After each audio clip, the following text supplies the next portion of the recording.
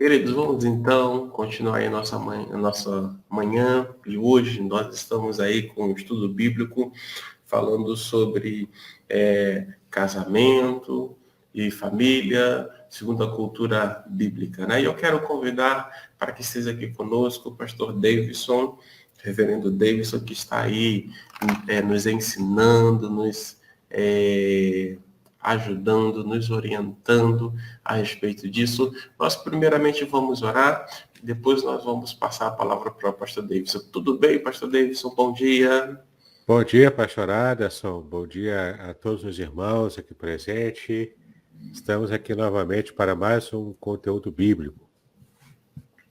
Isso aí, isso aí. Já já o pastor Davidson vem para poder falar, para poder explicar. Vamos orar. Deus, obrigado por essa manhã. Obrigado por Amém, este dia. Jesus. Obrigado por esta quarta-feira. Obrigado porque até aqui reconhecemos a tua bondade, a tua generosidade para conosco. Senhor, nesse momento nos unimos para ouvir um pouco mais da tua palavra, aprender um pouco mais a respeito do casamento, a respeito da Amém, família, Senhor. a partir da cultura bíblica. Então eu peço que o Senhor fale conosco nessa manhã. Fale com cada um dos meus irmãos que já se conectaram, outros que vão se conectar e outros que vão assistir ao longo deste dia. Que o Senhor nos abençoe, que o Senhor nos edifique, que o Senhor promova em nós a reflexão e a partir dessas reflexões que possamos também, Senhor, buscar em Ti ajuda, socorro, para que possamos ajustar aquilo que precisa ser ajustado e aí, então, Senhor, através do nosso relacionamento, da nossa família, o Teu nome ser glorificado e exaltado. Amém, Usa o Senhor. Teu servo com unção, com graça, com sabedoria. É a minha oração nesta manhã, em nome de Jesus, o Teu Filho amado. Amém. Amém. Amém, Senhor. Queridos, nós estamos aí já com a nossa irmã Áurea. Bom dia, Deus te abençoe, minha irmã. Existem outras pessoas que também estão conectadas aí conosco. Se você quiser mandar lá um joinha, mandar um coração, vai ser bom também para a gente poder localizar. Queridos, o pastor Davidson vai estar então a partir de agora, né, nos ajudando, nos orientando através da exposição bíblica. Pastor Davidson, fique à vontade, esteja à vontade. A sala virtual é sua. Amém, pastor Aderson. Muito obrigado por mais uma vez, né, disponibilizar esse espaço, né, esse tempo também para estarmos meditando na palavra, especialmente nesse tema tão especial, que é o tema do casamento, a família tradicional, o quanto isso tem sofrido ataques, né, hoje em dia, principalmente. Lembrando aos irmãos que a base do nosso estudo, é o livro A Ética do Casamento Judaico. Então, o pastor Adson também está com o dele ali, né, o exemplar dele. Esse livro aqui é a minha monografia de mestrado, como eu tenho falado, e tenho tratado aqui 2 temas que envolvem casamento, que envolvem também a vida em família, tudo isso de acordo com a Bíblia. Tá, essa é a base, portanto, se você quiser, pode fazer contato e eu envio para sua casa pelos correios. Eu tenho alguns poucos exemplares aqui ainda e vai ser bênção para a sua vida. Esse aqui é o livro mais recente que eu publiquei. E nós já esgotamos esse livro aqui inteiro em algumas lives anteriores aqui com a Igreja Congregacional de Aracruz. De modo que vale muito a pena você também conhecer. Aqui eu analiso o Salmo 23 completamente, palavra por palavra, versículo por versículo, na Bíblia hebraica. Tá? Então, você pode também fazer contato para adquirir o livro Revelações Originais do Salmo 23. Já está em processo de escrita o novo livro também sobre o Salmo 91, nessa mesma toada, de analisarmos o Salmo 91, no caso, palavra por palavra, versículo por versículo também, totalmente na língua hebraica, para que a gente possa entender tudo aquilo que o Senhor nos revelou, né, através da sua palavra, tá bom? Muito bem, vou pedir aqui ao pastor Aderson para então me ajudar aqui, liberando o compartilhamento de tela. E então começaremos o nosso material de hoje. É só o pastor liberar. Isso aí. Obrigado, pastor. Muito bem, você já consegue ver aqui na sua tela o nosso capítulo 4 do livro, cujo título é A Ética Sinaítica e a Endogamia. A ética, portanto, sinaítica, né? A gente tem que destrinchar aqui algumas palavras. Então, a palavra ética significa a nossa condição de estar vivendo de acordo com o que a sociedade espera de nós. Eu vou até fazer melhor. Eu abri aqui o dicionário ROAS, na sua, na sua versão digital.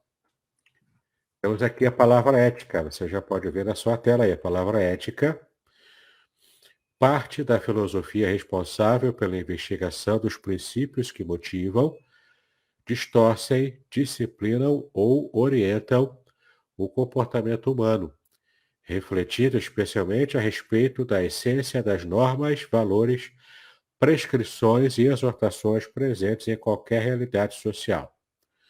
Certo? Então, é basicamente isso aqui, ó, um conjunto de regras e preceitos de ordem valorativa e moral de um indivíduo, de um grupo social ou de uma sociedade. Então, a ética trata justamente desses valores que são próprios da sociedade.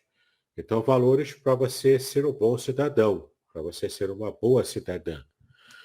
Então, quando eu falo em ética, me refiro a esses valores morais que precisamos resgatar. E o título do capítulo é justamente a ética sinaítica. Sinaítica por causa do Sinai, ou seja, a ética promulgada pela lei de Deus lá no Sinai para o povo de Israel, cujos princípios ainda permanecem válidos para nós hoje mesmo no século XXI. E ainda que não sejamos judeus, nós temos a nossa fé, ela é judaico-cristã. Então, os princípios da Bíblia sobre família, sobre casamento e família, que são princípios gerais que aparecem na Bíblia hebraica, inclusive, para e principalmente a fé judaica, nós também herdamos esses valores da ética sinaítica. Por quê? Porque nós somos cristãos e a nossa fé também ela bebe bastante da fonte judaica. Por isso os princípios são válidos ainda.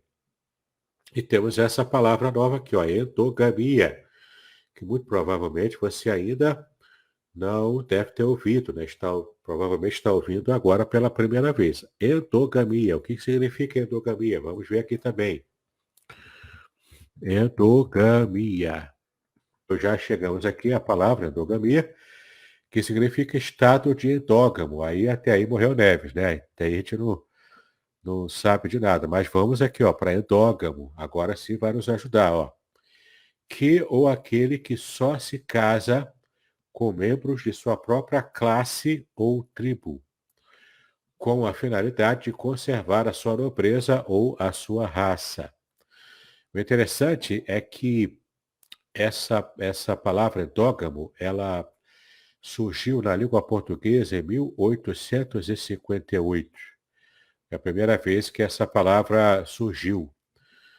E temos aqui embaixo também ó, a etimologia, né, de endo mais gamo. Gamo é casamento, né? Gamos, casamento. E endo, ou seja, é de dentro de uma tribo. E claro, o antônimo, né, dessa palavra é exógamo. Exógamo, né, é aquele que se casa com alguém fora da própria tribo, da própria raça, da própria classe social também. Então, endogamia significa isso. Aquele que se casa dentro da sua própria tribo. No caso lá, na época da Bíblia, israelita se casa com israelita, e não com outras nações, e não com outros povos. Isso era expressamente proibido pela Bíblia nesse período aqui, né, em que estava em vigência a lei já com Moisés, a partir de Moisés. Então, vamos tratar aqui no capítulo 4 da ética sinaítica, a ética que se refere à lei de Moisés, lá no Sinai, e o valor da endogamia, que era o valor antigo e também muito presente na Bíblia. Bom, tem uma frase aqui bem interessante, retirada da tradição judaica, que é o seguinte: a cólera no lar é como eiva no fruto. A imoralidade no lar é como verme no fruto. Então, cólera é coisa ruim, é como essa doença que é dada, né, com essa dificuldade no fruto. Eiva aqui se refere àquela cica, né, de aquele tipo de qualidade que o fruto tem que pode dificultar, não é, a sua degustação. E a imoralidade é comparada aqui como coisa pior, é como verme nesse mesmo fruto. Então a cólera é ruim, mas a imoralidade é pior, não é? E aqui diz respeito a questões sociais, a questões sexuais até, não é? Que envolve um princípio de moralidade, que é o princípio próprio da impiedade. É o princípio de quem quer se dedicar à deturpação de algo muito bonito que Deus criou, que é a vida matrimonial, a vida sexual entre um homem e uma mulher. Não é? Muito bem, então, essa é uma frase bem interessante, retirada da tradição judaica. Esse trecho que a gente vai falar hoje aqui, a gente falou rapidamente na primeira fase dos nossos estudos aqui sobre esse tema de família, mas tem um detalhe interessante que vocês vão gostar de aprender hoje, que é muito interessante, dá inclusive, pastor Aderson, dá uma pregação inteira, que eu vou falar daqui a pouco, mostrando uma imagem diferente aqui, tá bom? Bom, estar casado era o estado normal entre os hebreus, pois a família era a unidade social básica. Não é? Então temos aqui esse princípio geral, não apenas para a família hebraica antiga, mas até mesmo para nós hoje. Qualquer família, mesmo ocidental, ela é a base de qualquer sociedade. Embora haja tantos ataques contra esse valor, né, da família tradicional, a gente sabe, nós todos sabemos o quanto a família tradicional, ela sempre foi o esteio, sempre foi a base, o chão de toda a sociedade que esteja crescendo, que esteja, né, realmente trazendo uma vida boa, uma vida abençoada para aqueles que fazem parte dessa sociedade. Então não se pode negligenciar a vida em família. E o modo como uma sociedade enxerga e vive a sua existência familiar é o modo que vai designar se essa sociedade é saudável ou se não é saudável. A gente vai percebendo isso quando estudamos, né, os conceitos de família na Bíblia. Bom, a palavra hebraica para casamento ou matrimônio é ratuná, que é o ratuná, né, como dá para você ver aqui. O verbo denotativo só ocorre no ritpael, que é um tronco verbal. Né? Os verbos em hebraico eles têm troncos verbais. Então aqui, no ritpael significa que é a voz reflexiva, ou seja, é alguém que faz alguma ação que reside sobre ele mesmo. Portanto, a voz reflexiva no hebraico, na língua hebraica. Então, esse verbo denominativo, ou seja, que ele diz respeito a esse sentido do casamento, do matrimônio, ele só aparece na Bíblia no Itpael, ou seja, com esse sentido aqui, ó, fazer-se o marido de uma filha, ou se tornar o genro de alguém, tá? Então, você pode perceber aqui que na língua hebraica essa era a forma de se formar a frase usando a palavra ratuná em hebraico, tá bom? Muito bem. O próprio Todo-Poderoso, aqui se refere a Deus, né? Ao criar o homem, percebeu a necessidade deste ter uma companheira fiel que o acompanhasse ao longo da vida. Por isso, né, disse o Eterno, não é bom que o homem esteja só. De fato, né, Gênesis 2:18, né, embora a gente esteja aqui nessa versão aqui, que é a versão da Bíblia de Jerusalém, eu gostei de ler com vocês aqui esse mesmo versículo na Bíblia Almeida Corrigida Fiel, né? E disse o Senhor Deus, não é bom que o homem esteja só. Falei uma ajudadora idônea para ele. E essa palavra aqui, ó, idônea, em hebraico, significa uma ajudadora que esteja como que diante dele, ou seja, que esteja cara a cara com ele, que seja completamente perfeita e encaixada para as necessidades desse homem. Assim como também o homem, ele é perfeitamente encaixado para as necessidades dessa mulher que foi recentemente criada aqui. Então, a gente vai percebendo o quanto o plano de Deus para o casamento é o plano de completar o homem e completar a mulher. Ou seja, o homem só é completo quando ele está em estado de casamento. A mulher também só é completa quando também está inserida no casamento. Agora, é muito interessante a gente perceber que muitas vezes muitas pessoas se perguntam, mas então o solteiro não consegue ser completo, não consegue ser feliz? Sim, em certo nível, o solteiro consegue ser feliz, especialmente em nossa sociedade. Uma sociedade que é mais dedicada ao valor da individualidade. Mas não era esse o valor da época bíblica. O valor, na época da Bíblia, era o valor da coletividade. Então, a pessoa reafirma a sua felicidade e a sua condição, mesmo como ser humano, né? Se ele estava inserido numa tribo, e para poder fazer parte plenamente de uma tribo, ele tinha que estar associado com uma outra pessoa em casamento. Então é muito interessante como desde o começo Deus preparou essa instituição do casamento para abençoar. E olha que interessante, a Bíblia diz em Gênesis também que Deus fez o homem à sua imagem e semelhança. Que Deus fez o homem no sentido de ser humano, o homem e mulher. A sua imagem e semelhança, ou seja, nós somos a representação de Deus nessa realidade, na realidade da terra, a realidade física. Os animais não são, o restante da natureza não é. É o ser humano que é, tanto o homem quanto a mulher. Agora, há uma dimensão não apenas individual, né, do homem individualmente, sendo a representação dessa imagem e semelhança de Deus. E também a mulher, né, ela individualmente sendo a representação dessa imagem e semelhança de Deus. Mas é mais do que isso. Na própria percepção da língua hebraica, você percebe que na situação de casamento, homem e mulher, eles têm uma dimensão específica de revelação da imagem e semelhança de Deus, que só acontece no casamento, daí a plenitude. E agora eu quero apresentar para vocês uma imagem muito interessante, que eu vou até ver se eu consigo aumentar aqui. Estou aumentando aqui o zoom para que enxerguemos melhor essa imagem. Muito bem.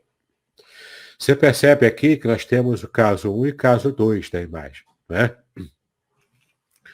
Porque vocês vão perceber agora uma, uma realidade que só consegue perceber quem leva em conta a língua hebraica, que foi o original em que o Antigo Testamento foi escrito. E a língua hebraica, ela tem assim muitos mistérios que somente lendo uma tradução da Bíblia a gente não consegue perceber. A gente vai perceber que Deus falou para Adão e para Eva, né? Ele deu um nome para eles, né? Que Ish, em hebraico, significa homem. É assim que se escreve. Ó. Você percebe que tem essa consoante aqui em vermelho, que ela está destacada aqui. Ish, em hebraico, significa homem. Tá ok?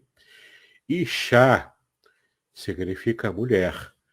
Perceba que é parecido com o modo como se escreve o homem, só que essa letra vermelha aqui não aparece, e aparece aqui uma outra letra, que é aqui tira o iod, que é essa letra vermelha, sai aqui e entra uma outra letra, a letra Re, tá bom?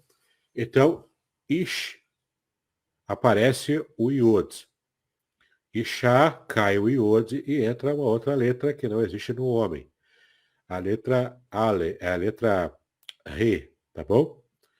Aí você percebe o seguinte, o nome de Deus, juntando as letras, né? É Yahweh, ou Yahvé, né? Eu prefiro usar a tendência mais atual dos especialistas é dizer que a provável a provável forma de se falar o nome de Deus, né, se pronunciar o nome do tetragrama é Yahweh. Então vocês têm aqui Yahweh, olha aqui, ó, essa letra aqui que está contida aqui em Ish, no homem. E temos ainda a letra Re, que está contida em Ishá, mulher. São as duas primeiras letras do nome de Deus, Yahweh. Tá bom? Isso quando a gente percebe que há um acréscimo, um ajuntamento destas letras, que você percebe que ela forma aqui o nome de Deus. Portanto, Ish e Ishá, homem e mulher, Ishá é o feminino de Ish, né, que é, portanto, é equiparada ao homem, só que na modalidade feminina, não é? Com todas as características da mulher. Mas ela é equiparada ao homem, né? Isha, tá vendo? É só a versão feminina do homem. É isso que é a mulher, não é? E Yahvé, Yahweh, ele está aqui, ele contém dentro do próprio nome revelado de Deus essas partículas divinas que estão atreladas aos nomes do homem e da mulher. Agora, quando você tira essa partícula divina, olha o que acontece, não é? Você percebe aqui, ó, novamente, Ish e Ishá, homem e mulher. Mas aí quando você exclui essas letras aqui que foram acrescentadas, sobra duas letras iguais, tanto para o homem quanto para a mulher. Sobra essa letra aqui, que é a letra Aleph, e a letra Shem, tá bom? Aqui é a mesma coisa, a letra Aleph, que é o que sobra, e a letra Shem. Tá vendo? São as mesmas letras que sobram. Quando você, em vez de acrescentar, você retira esses nomes aqui, essas letras, que são consideradas na tradição judaica como uma partícula divina. Tá bom? Então, quando você tira a partícula divina dos nomes, Ish e Ishá, homem e mulher, você exclui, portanto, essas letras, sobra, tanto para o homem quanto para a mulher, sobra a palavra Esh. Esh, em hebraico, significa fogo. Fogo no sentido de que consome o casamento, consome a vida. Ou seja, o casamento onde você tira Deus, onde você tira a partícula divina, só sobra para esse casamento briga, dificuldade, só sobra para esse casamento problemas sérios de relacionamento e até dissolver por completo o próprio casamento, porque é o fogo que está consumindo o casamento. Aqui, a ideia do fogo aqui na cultura judaica, nesse sentido aqui, não é o fogo de paixão, de amor, de paixão, não. É fogo de consumir, é briga. É briga, conflito, é dificuldade de relacionamento. Tá bom? Então, é muito interessante a gente perceber com esse detalhe da partícula divina que está atrelada ao homem e à mulher, quando juntam no casamento e vivem em harmonia, essa harmonia é uma forma de projetar a imagem de Deus para as outras pessoas perceberem. Então, um casamento feliz de um casal cristão, de um casal judeu, que vive em plena harmonia, ele está, portanto, revelando a imagem de Deus nessa vida harmônica do casamento, de modo que uma pessoa solteira não consegue revelar.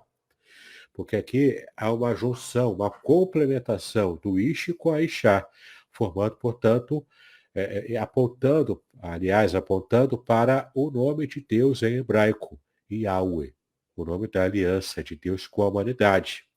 Agora, quando você tira essas partículas divinas da própria vida do homem e da mulher, na própria existência do casamento, só sobra só sobra fogo, só sobra briga, conflito, problema de relacionamento, infelicidade, enfim, só sobra no final o divórcio. Ok? É muito interessante quando a gente percebe esse tipo de detalhe que só a língua hebraica é que nos permite ver. Tá bom? Muito bem. Então, depois que eu falei essa explicação, a gente vai ver aqui, ó. Deus criou Eva a partir da costela de Adão, como nós já conhecemos, se ordenando que, na verdade, aqui foi Adão que percebeu, né, essa verdade em Gênesis 2:24, e Adão disse, né? E é por isso que o homem deixará seu pai e sua mãe e se unirá à sua mulher. O homem, Ish, deixará seu pai e sua mãe e se unirá à sua Ishá, à sua mulher, à sua Ishá. E eles serão uma só carne aqui, ó. Esse é o princípio bíblico. A vida em harmonia, se tornando ambos tão entranhados, tão misturados, que eles são uma só carne. É como se fosse uma vida só, uma pessoa só. Esse é o ideal do casamento. O casamento enquanto essa entidade que representa a perfeita harmonia, inclusive, da própria existência divina. Porque Deus é uma família. Deus é uma família composta de Pai, Filho e Espírito Santo. Deus é uma unidade, mas ao mesmo tempo que ele é uma unidade composta. E a própria língua hebraica também revela sobre isso, né? Se você tem interesse para esse tipo de estudo, de assunto, eu tenho um curso específico que você pode adquirir na Hotmart. Aliás, é o curso que você pode adquirir na Amazon, amazon.com.br. É o curso a Trindade Revelada na Bíblia Hebraica. É muito interessante, você vai ver o quanto a Bíblia Hebraica, lá no Antigo Testamento, já dava pistas muito importantes sobre a essência triuna de Deus. É bem interessante se você quiser se aprofundar nesse estudo. Muito bem. Então, o ideal é esse. Homem e mulher, e chá, somando essa partícula divina, portanto, no casamento, revelando a presença de Deus, revelando a imagem e semelhança de Deus na vida comum do casamento. E quando você tira essas partículas divinas, você só percebe que só sobra o eixo, o fogo, que é o conflito entre ambos, né? Discussões, disputas entre o marido e a mulher, tudo isso só faz o casamento desgregolar e haver a separação e dissolução e a luta que é, né? Quem já enfrentou isso, quem já enfrentou o divórcio, sabe a luta que é, né? Para que possa depois juntar os caquinhos, tanto de um quanto de outro. Bom, os sábios judeus ensinam que Adão estava só, porque não havia alguém a quem ele pudesse se doar. Com a criação de Eva, as coisas mudaram.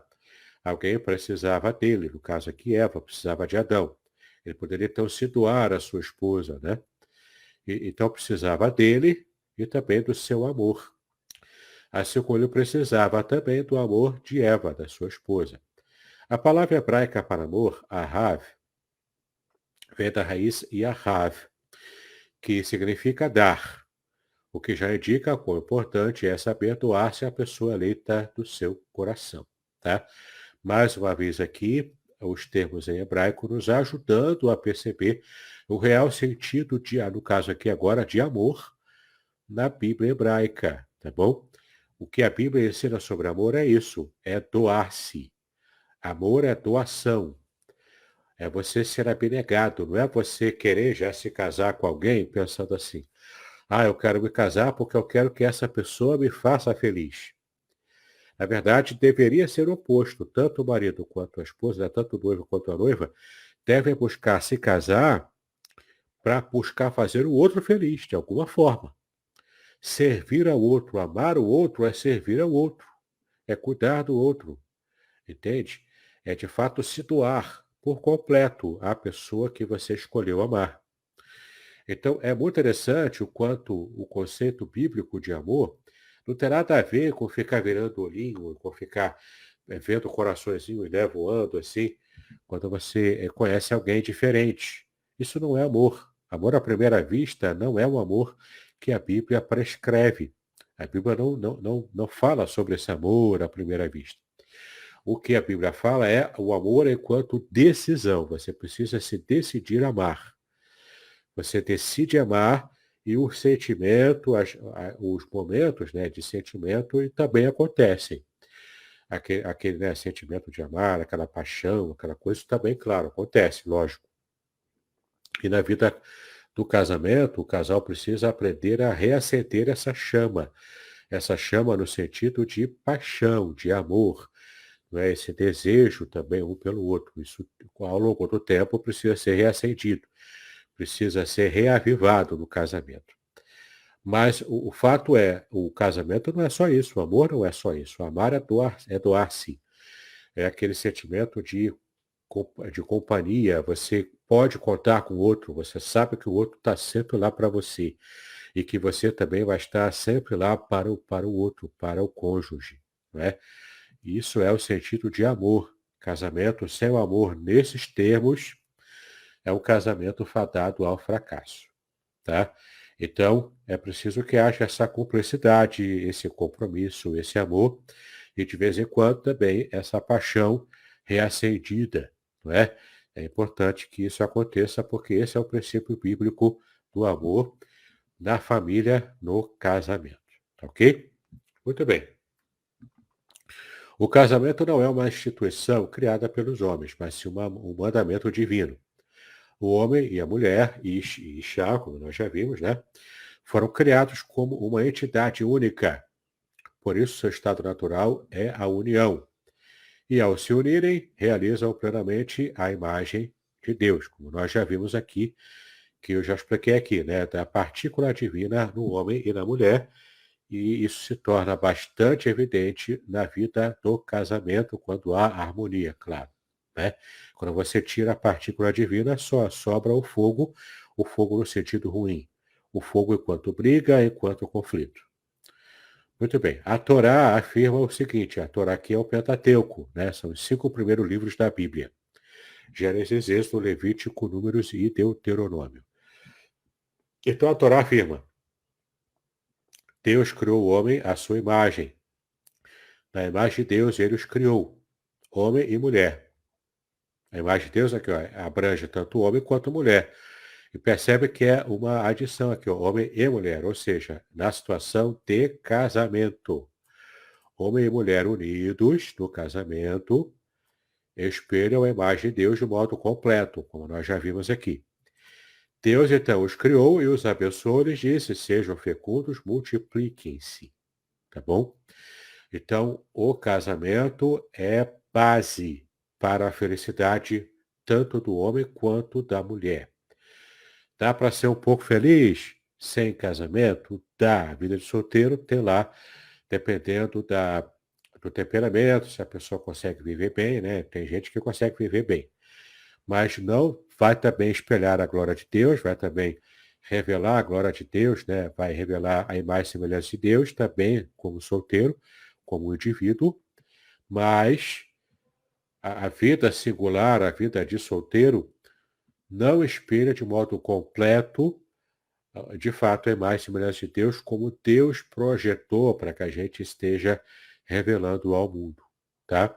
Então, o casamento faz parte do propósito de Deus de ser conhecido de modo completo no mundo que perdeu essa condição de conhecer a Deus, tá? Daí o nosso papel como casais de estarmos tratando bem a nossa esposa, né? Como o próprio texto do Novo Testamento diz, né? Paulo falando isso, que eu tenho que amar a minha esposa como Cristo amou a igreja.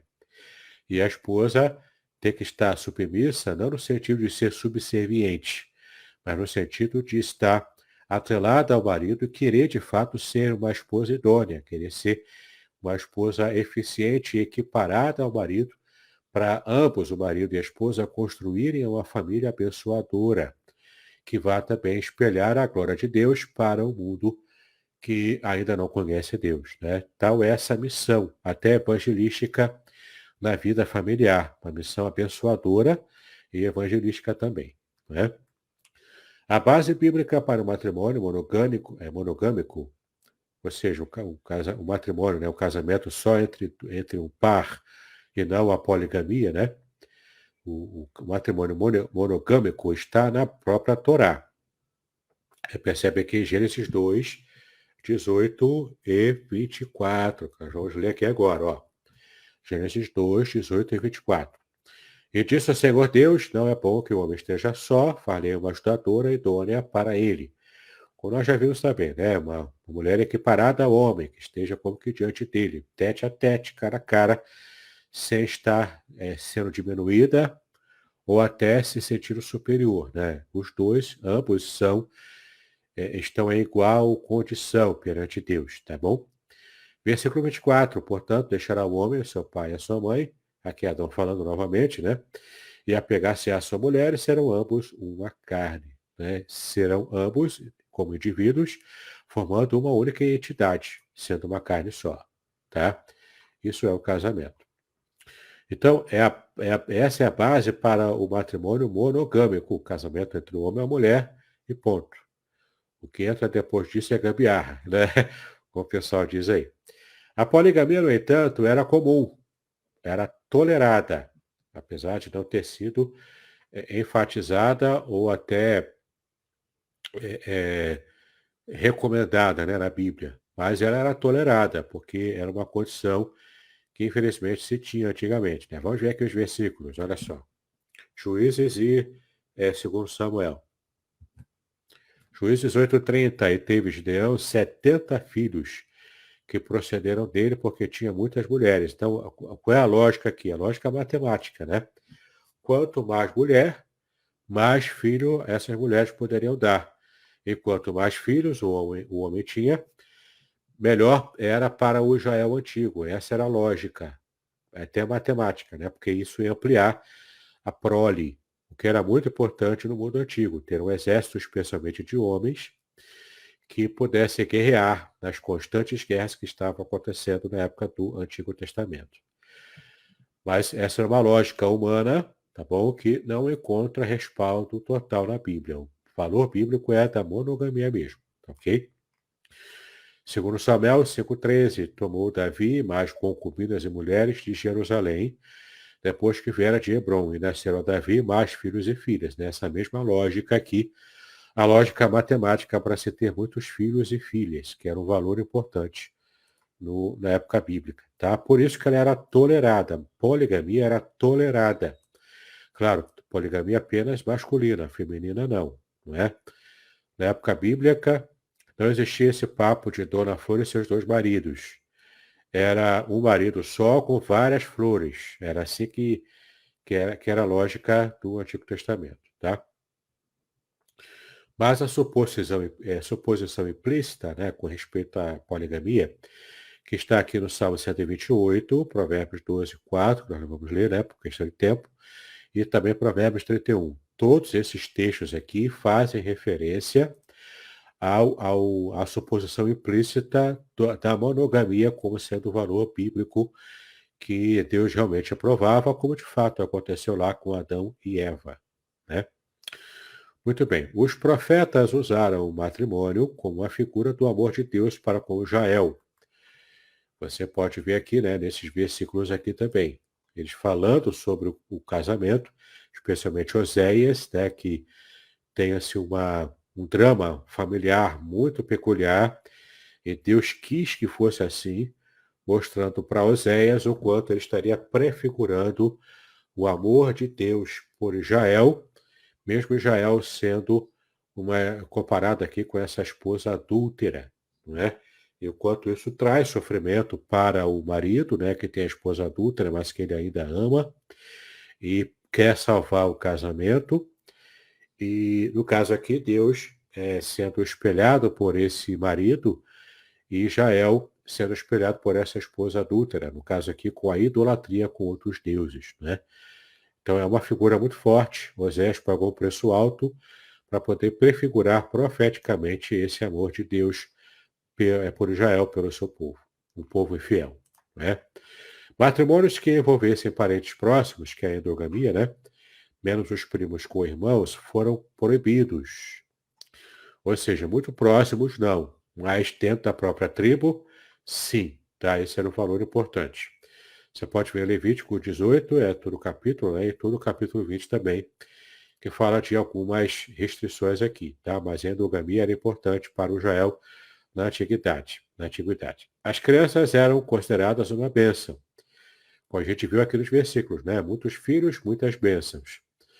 E a esterilidade, ou seja, a impossibilidade de ter filhos, um infortúnio que era especialmente recaído sobre a mulher. A mulher é que era tida socialmente como estéril. Nunca se atribuía esterilidade ao homem, embora, do ponto de vista biológico, o homem também pudesse ser estéril. Mas, em geral, era atribuída à mulher, por uma questão de estigma social, e também pelo fato de um homem, por ter várias mulheres, né, no caso de uma situação de poligamia, isso então era meio que comprovado de que o problema estava com a esposa e não com o marido, né? Mas era um fator social da época, tá bom? E nós já sabemos que a esterilidade também atinge o homem, né? O marido.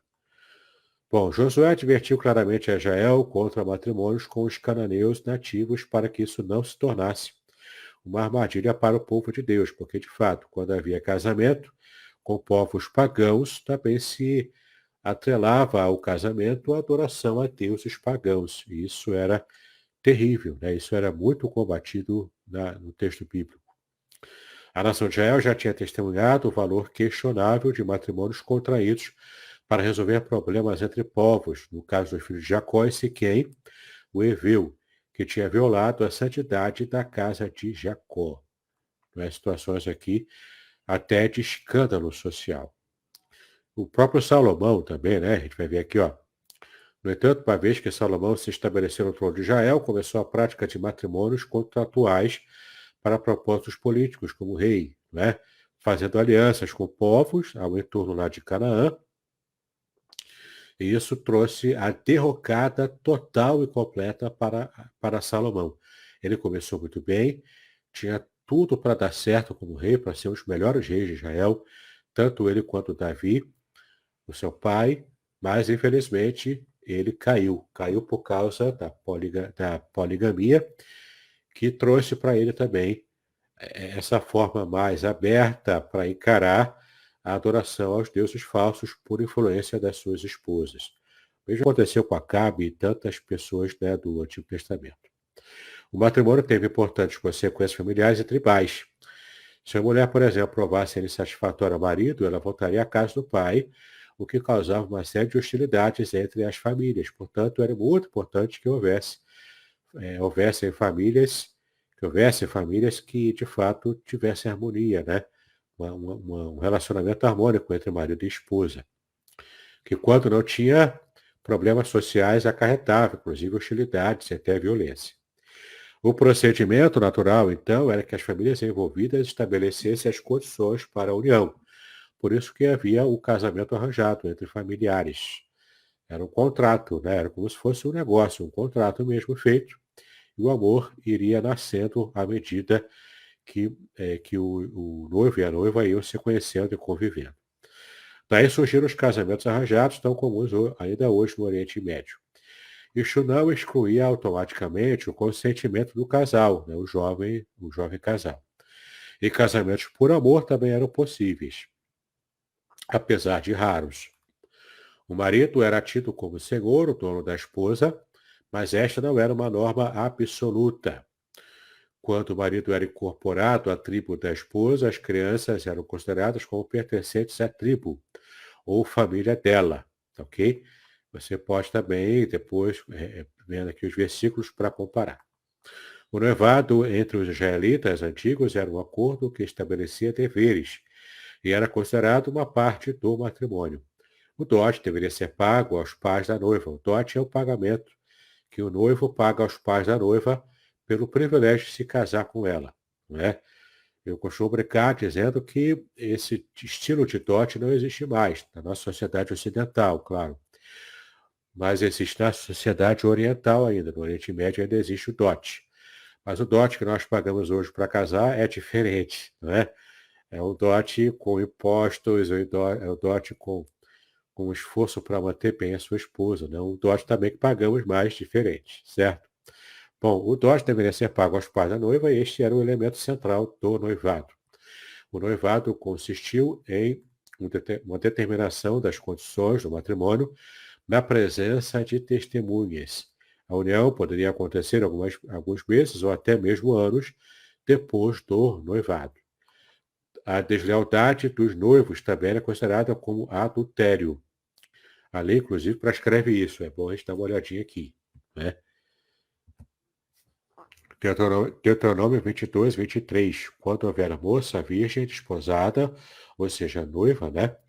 E o homem a achar na cidade, se deitar com ela, é que o texto vai continuar dizendo o quanto isso é pecado, tinha que apedrejar, coisa e tal, né?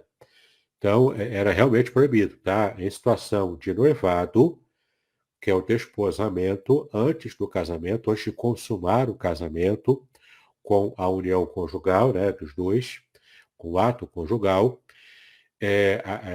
já se tinha esse compromisso como se fossem casados sem ainda serem casados de modo completo. Tá? Era um casamento em andamento, digamos assim. Então, se o noivo e a noiva se engraçasse lá com outra pessoa, isso era um estigma social, dava até apedrejamento. Né? A união e o amor entre os cônjuges são descritos com insistência nas biografias dos patriarcas, Abraão, Sara, Isaac e Rebeca, Jacó e Lia, e mais tarde Jacó e Raquel. Né? Jacó também, olha o preço que ele pagou, né, por ter uma poligamia aqui. Estes dois últimos vivem uma das mais bonitas histórias de amor em toda a literatura, no caso Jacó e Raquel. Uma relação repleta de devoção e ternura, tá ok? Mas olha a dificuldade que tinha com Lia. Geralmente quem vivia a poligamia tinha problema entre as esposas, né? O marido tinha dor de cabeça quando tinha um casamento polígamo. Com Isaac e Rebeca, o texto bíblico relata o primeiro casamento conhecido na história da humanidade. Primeiro casamento assim, né, mais formal. Descreve Rebeca entrando na tenda de Sara, a falecida mãe do seu futuro marido.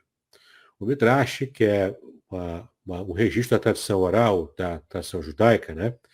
O Midrash indica que os milagres que se realizavam através de Sara e que haviam cessado com a sua morte reapareceram através de Rebeca. Tá? Essa aqui é a tradução judaica, só para a gente conhecer.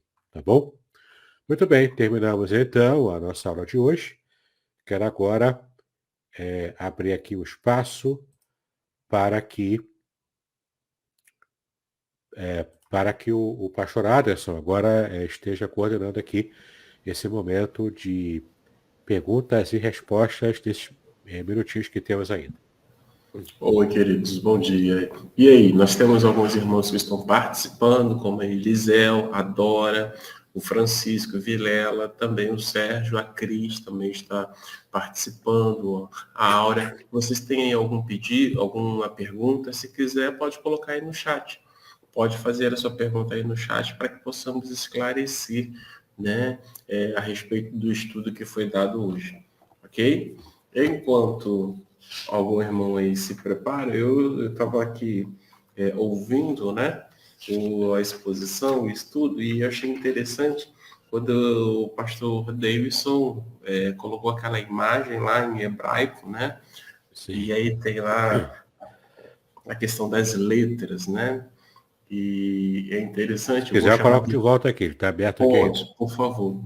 Pode colocar? Tá ok, só um segundinho.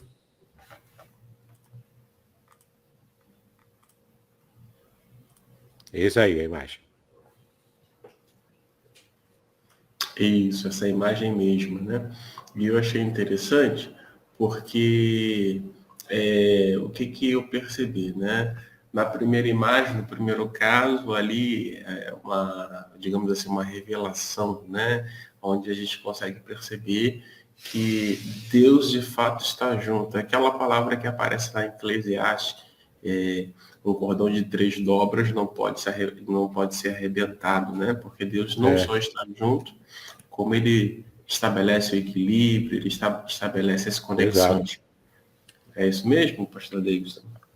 Exato, equilíbrio, força, na família forte é uma família que tem Deus, como a gente está vendo aqui, né? Homem e mulher, juntando no casamento, forma as duas partículas divinas unidas, e isso fortalece a própria família, o próprio casamento e as próprias pessoas enquanto indivíduos também. Exatamente. Aí, em termos práticos, nos dias de hoje, não basta ser cristão, né? Não basta receber o título de cristão. é preciso de fato fazer disso uma verdade, ou seja, Deus está presente, aí tem a ver com a intimidade individual com Deus e também a intimidade do casal com Deus. É isso mesmo? Vai por esse caminho? E quando você tira essas duas letras que simbolizam a partícula divina, né? Sobra a palavra este, tanto para o homem quanto para a mulher. Este é fogo, no sentido aqui de briga, de desarmonia. E de fato, a gente percebe, né? Uma família que não tem Deus, ela está sempre em briga, disputa entre marido e mulher para ver quem é maior. Filhos também muito mal criados, porque não tem um parâmetro, não tem um parâmetro de uma boa condução da vida, né, aqui na Terra.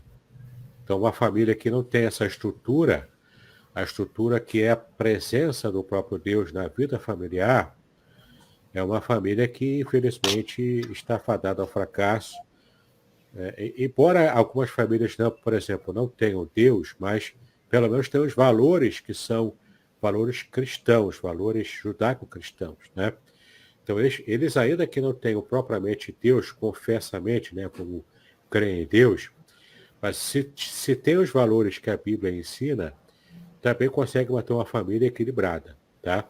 Mas, em todo caso, não vai espelhar a glória de Deus, porque se não tem Deus, não tem como ser a imagem e semelhança dele. Então, se você quer uma família abençoada, de modo assim concreto, de modo seguro, precisa ter Deus. Né? Tanto o marido quanto a mulher precisam temer a Deus, precisam ter uma vida espiritual juntos, precisam estar próximos do Senhor, até para poderem também criar filhos no caminho de Deus. Isso faz toda a diferença na nossa vida. Bacana, interessante esse seu comentário. Tá aí, ó, irmão. Se alguém ainda não tinha atentado para isso, se atenta então para esse pequeno e importante detalhe. E aí a saideira, né? Tô vendo aqui, não tem nenhum, até Uma agora não pergunta, apareceu né? nenhuma pergunta. A saideira é que você falou e eu achei interessante, né? Achei interessante pelo seguinte, você falou assim, não existe, as minhas palavras, né? O amor, ele não acontece assim na primeira vista. O amor, na verdade, ele deve ser conquistado, ele deve ser decidido. Foi a expressão que você Ele é utilizou. construído, exato. O amor é construído. É uma decisão que você tem e você, por ter tomado a decisão, você vai construindo esse amor ao longo dos anos, né? Interessante, eu queria até mandar um abraço aqui, pastor Aderson, para o Uhum. Francisco Vilela. Ele é seminarista, é meu aluno lá no seminário de Niterói.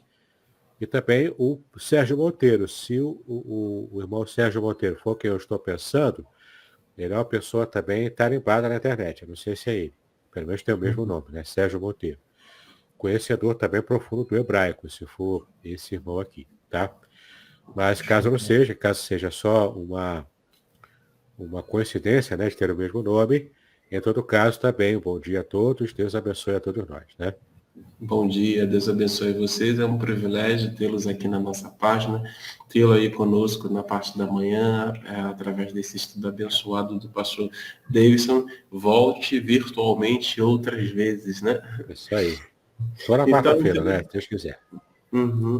Então, assim, a gente já começa a tirar aí desfazer alguns mitos, né? Porque passa pela decisão e aí essa decisão nos leva a construir um relacionamento saudável, leva-nos a Isso. construir, a gerar o amor, né?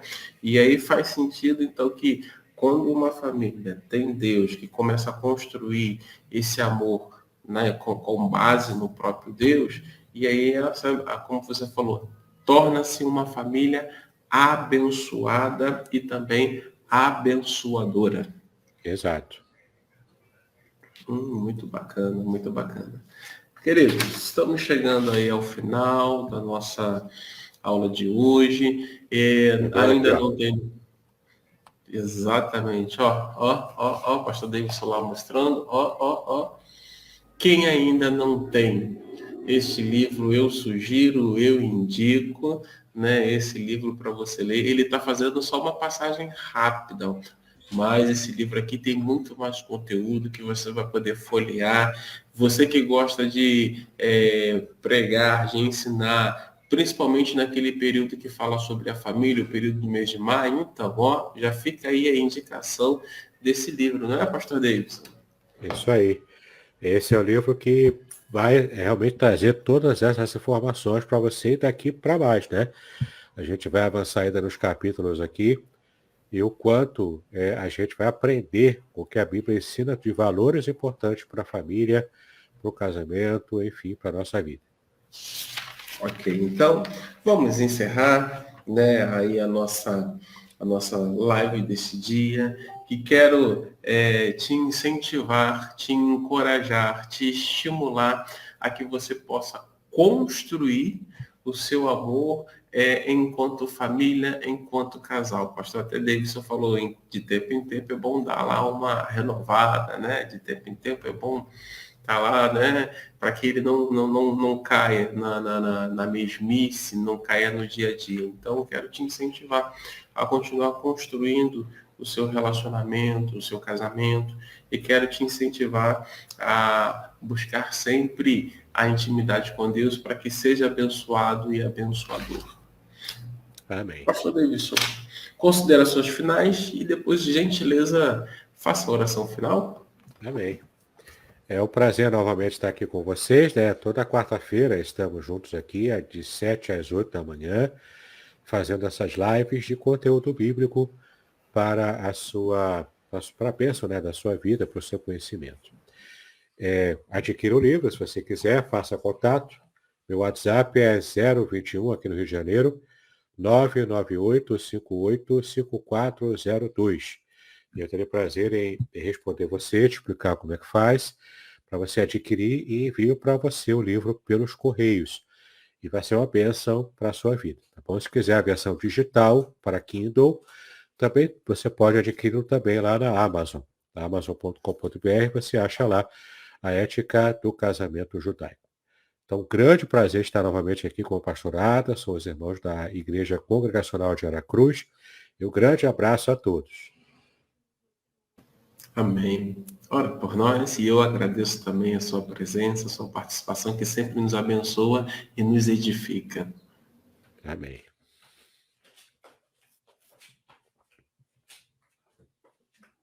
Ora pra gente. Sim, vamos fazer a oração então, oração final.